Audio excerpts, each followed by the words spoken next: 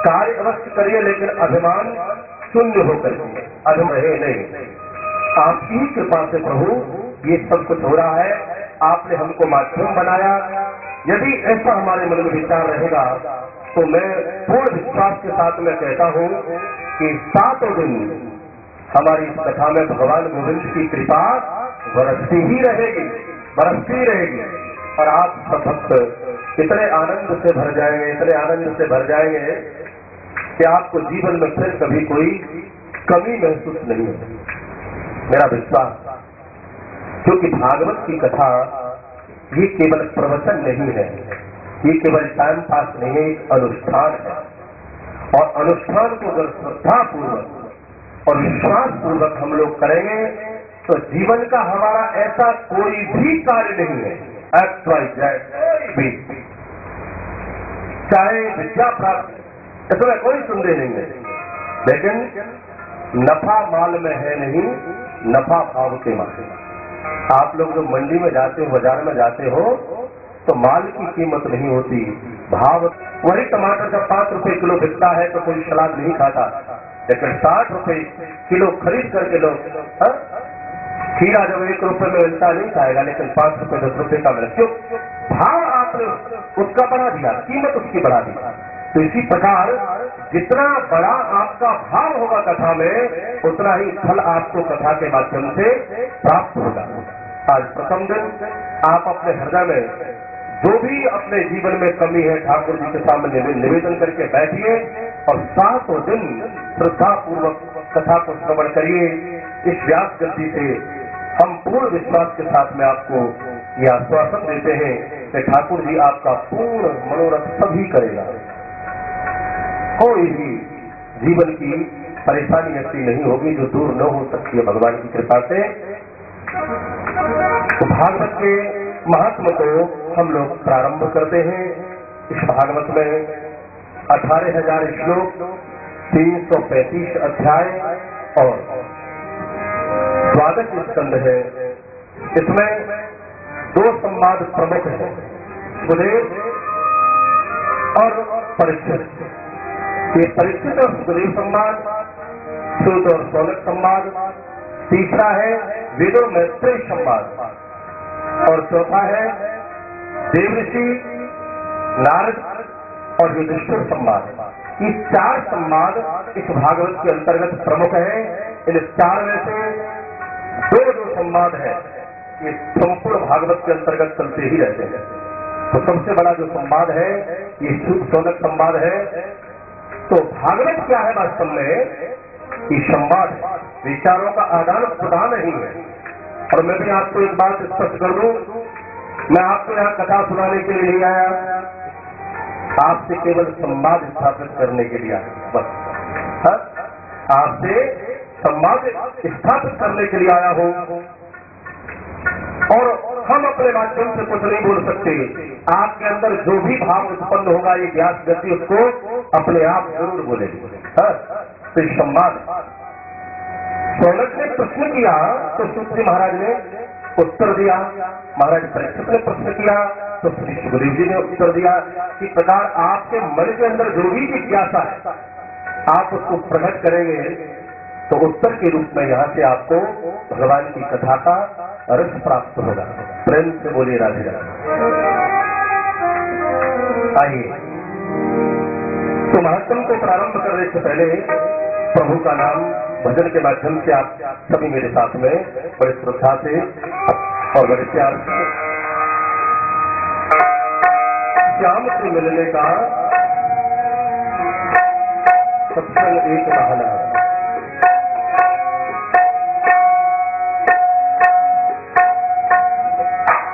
श्याम से मिलने का सत्संग एक बहाना है। श्याम से मिलने का सत्संग एक बहाना है। सत्संग एक बहाना है। श्याम से मिलने का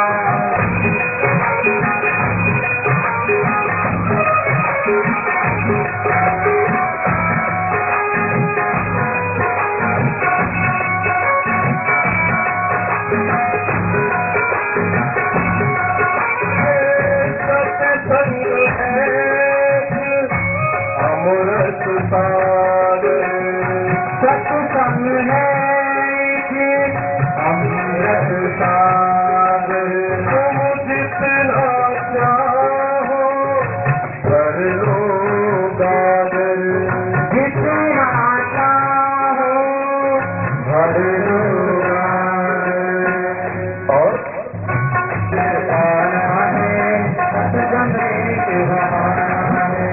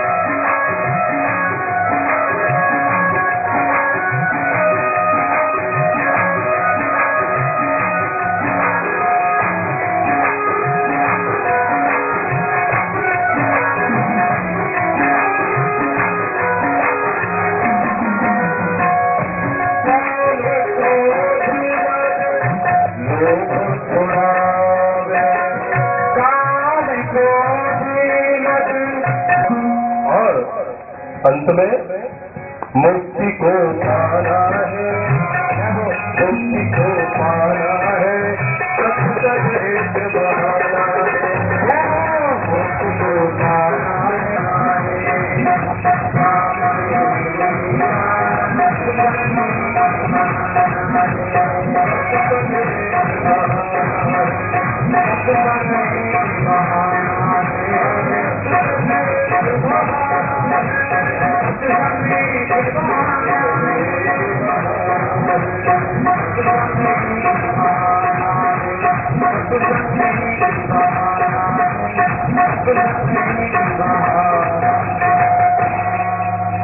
बोले वृंदावन बिहारी लाल की जय। आइए प्यार है तय तापत्रय विनाशाय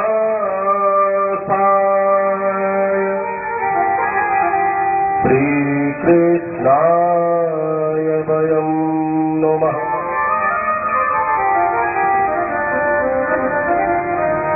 श्री कृष्णाय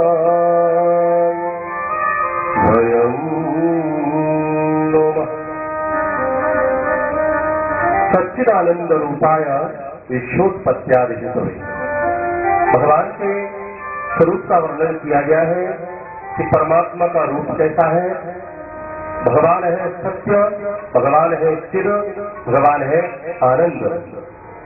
सत्य नहीं रहेंगे तब भी वह बचेगा, इसका नाम सत्य है। गुणातीत है, गुणों से परे है, निर्विवाद रूप से सत्य है। वेद कहते हैं कि ब्रह्म सत्यम जगन मिथ्या। सत्य संसार में केवल एक ही है, उसका नाम है परमात्मा। और परमात्मा ईश्वर भी है, अल्लाह भी है, गॉड भी है और ग्रंथ भी है। उसको जिस रूप में आप मानिए वही एक शक्ति विद्यमान है। रूप उसके अनेक हो सकते हैं, लेकिन परमात्मा केवल और केवल एक है, वह सत्य है। अब प्रश्न ये उठता है कि परमात्मा अगर सत्य है तो आज तक हमको दिखा क्यों नहीं भाई? क्योंकि जो चीज है वो दिखनी चाहिए। अधिक दुनिया में कोई तुम्हारे है ही नहीं, सबसे नजदीक है और सबसे समीप रहते हुए भी परमात्मा हमको दिखाई क्यों नहीं पड़ता। एक श्रीधाम वृंदावन में स्वामी सरस्वती पाद जी महाराज हुए गौड़िया संप्रदाय में, उन्होंने कथा के माध्यम से श्रवण किया। हर समय गोपाल सहस्त्र नाम का प्रश्न करना प्रारंभ कर दिया, पाठ करना प्रारंभ कर दिया। एक प्रश्न पूर्ण होने में लगभग 7 वर्ष का समय लगता है। 7 वर्ष का समय निकल गया, प्रश्न पूरा हुआ, किंतु फिर भी गोविंद का दर्शन नहीं हुआ। सोचा कि कहीं कोई कमी रह गई होगी, चलो दूसरा प्रारंभ करता तो दूसरा प्रश्न करना प्रारंभ कर दिया, फिर भी मेरे गोपाल का दर्शन नहीं हुआ। तीसरा प्रश्न किया बंधु, चौथा किया, पांचवा किया, 6 प्रश्न किए महात्मा जी, फिर भी प्रभु का दर्शन नहीं हो पाया। अब सोचिए भगवान मिलने में कितनी कंजूसी करते हैं, कितनी देर लगाते हैं। आप तो सोचते हो कि एक दिन 5 माला कर ली, बस अब भगवान आए, अब भगवान आए। 2-4 दिन भजन करने से भगवान नहीं आए तो माला झोली उठा करके खूंटी पर टांग देते, कांधे रहते, ऐसे थोड़ी मिल जाता।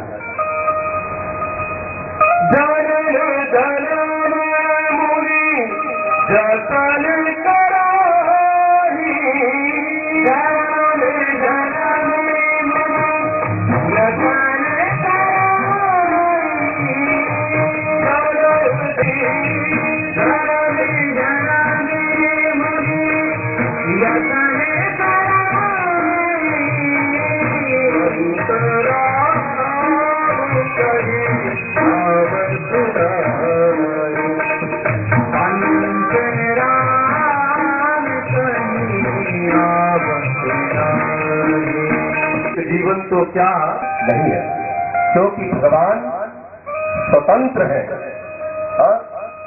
परतंत्र अहम भक्त पराधीनो, यह स्वतंत्र वत्सदा साधु साधु भगवत हृदयो भक्त भक्त जनप्रिय। तो संत जी ने 6 प्रश्न किए, फिर भी भगवान ने। वेद शास्त्र पुराण कहते हैं कि भगवान के नाम का प्रश्न एक बार जीवन में करो तो भगवान का दर्शन होता है। अरे मैंने तो 6 प्रश्न किए, फिर भी मुझे गोविंद का दर्शन नहीं हुआ, क्या करा। तो महाराज पंडित जी अपने साथ में महात्मा जी को ले गए वाराणसी और भैरव मंदिर में जाकर के बैठा दिया, भैरव मंत्र प्रदान कर दिया कि भैरव मंदिर से आवाज आने लगी, परम ब्रूही वरदान मांगो, वरदान मांगो। महात्मा जी ने नेत्र खोल के देखा, कोई नहीं। पूछा, भैया वरदान देने वाले आप कौन हैं? फिर से आवाज आई मूर्ति के अंदर से, मैं भैरव देव हूँ, वरदान मांगो। महात्मा जी कहने लगे कि मैं मूर्ति से नहीं, मैं प्रत्यक्ष तुमसे वरदान चाहता हूँ, पहले मुझे आप दर्शन तो दीजिए, तब मैं आपसे कुछ मांगू। भैरव देवता कहने लगे, नहीं, आपके सन्मुख नहीं आ सकता। कारण क्या है? कारण यह है कि आपके नेत्रों में इतना दिव्य तेज समाहित हो गया है कि मुझे मन में भय लग रहा है, कहीं आपकी दृष्टि पड़ते मैं जल करके भस्म न हो जाऊं। हे महात्मा जी, आपने जो 42 वर्ष तक वृंदावन में रह करके प्रश्न किया है, साधना की है, तो आपके नेत्रों में दिव्य तेज समाहित हो गया।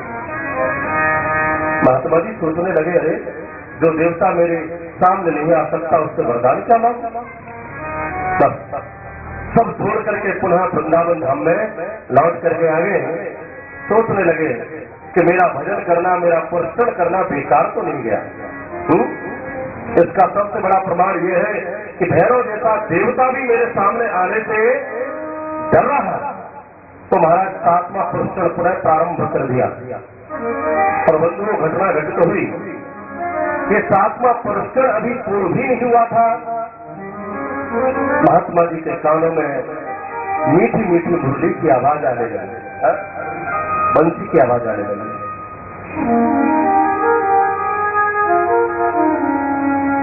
मुरली मदन गोपाल गहर गंभीर कृष्णदास बाजत सुनी श्री कालिंदी के तीर।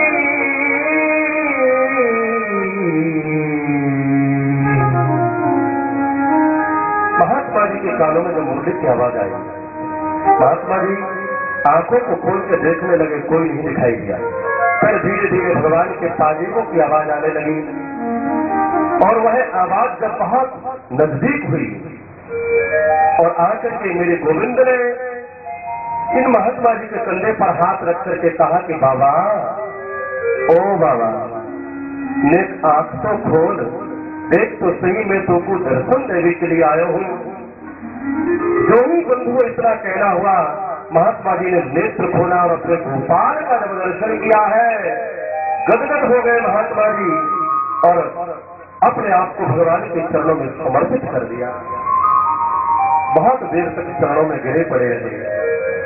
फिर गोविंद ने उठाया, हृदय से लगाया, बोले भक्तवत्सल भगवान की। महात्मा जी पूछने लगे कि गोपाल, एक बात तो बताओ, मैंने तो सुना था तुम बहुत कृपालु हो, बहुत दयालु हो। वो पूतना जैसी राक्षसी तुमको और माता की गति देकर के अपने धाम को प्राप्त करा दिया, किंतु मैंने तो तुम्हारा इतना प्रश्न किया, फिर भी आपका दर्शन क्यों नहीं हुआ? मेरे गोपाल ने कहा कि बाबा, थोड़ा सा अपने पीछे देखिए। तो महात्मा जी ने जब पीछे घूम करके देखा तो देखते क्या है कि 6 चिताएं बंधु वहां पर जल रही थी, अग्नि प्रज्वलित थी चिताओं में, और धू धू करती हुई चिताओं को जब देखा, महात्मा जी कहने लगे, इन चिताओं के रूप में जल करके भस्म हो रहे। बाबा, तुम्हारे जो 6 पुरस्कार थे वो तो तुम्हारे 6 जन्मों के पापों को नष्ट करने में ही निकल गए। ये 7वां एक पुरस्कार तुमने मेरे लिए किया और मैं तुमको दर्शन देने के लिए आ गया। बोलो बाबा, इसमें मेरी कहाँ गलती है? तो बंधुओं, हम बहुत ज्यादा भजन करते हैं, बहुत ज्यादा ठाकुर सेवा करते हैं, फिर भी प्रभु का दर्शन नहीं हो रहा है, तो निश्चित मान करके चलिए कि किसी न किसी जीवन का हमारा जो पाप है वो गोविंद का दर्शन नहीं करने दे रहा है।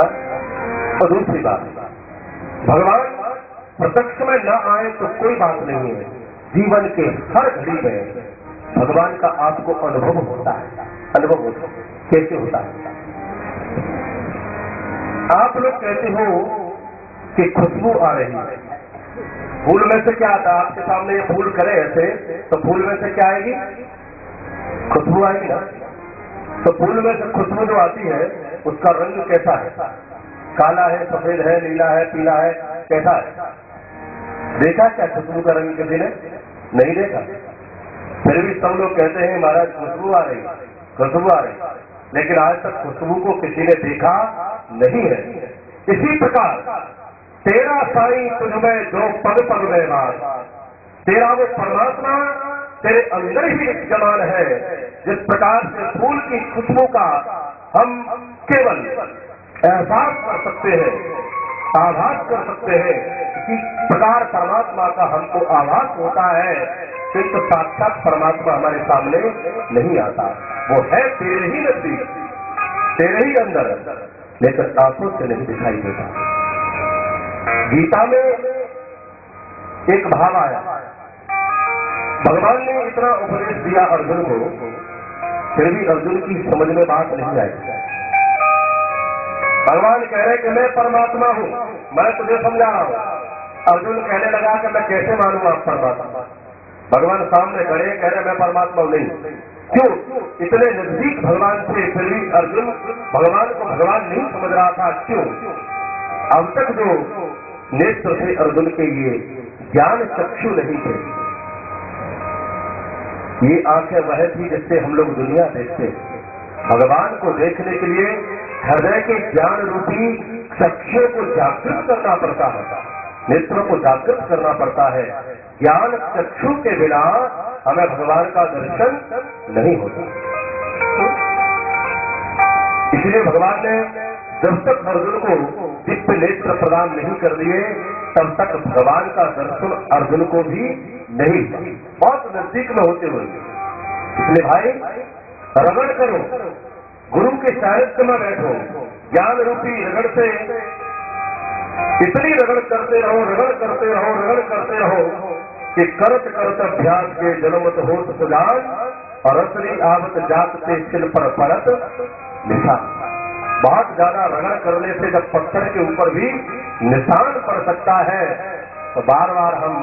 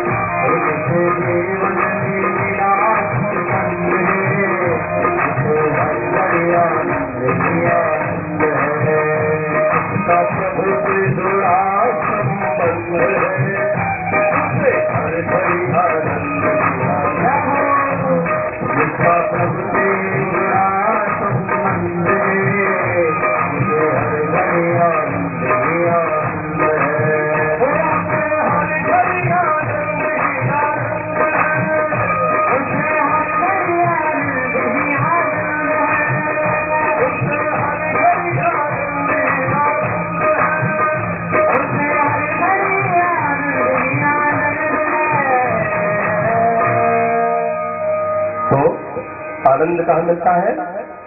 सत्संग के माध्यम से। इसलिए सत्संग करो, और सत्संग किसे कहते हैं?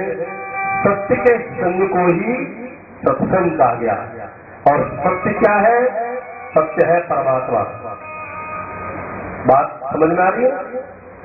सत्संग का मतलब क्या है? सत्य का संग ही सत्संग है, और सत्य कौन है? परमात्मा। तो परमात्मा का संग ही सत्संग है, सत्पुरुषों का संग ही सत्संग है, संतों का सानिध्य ही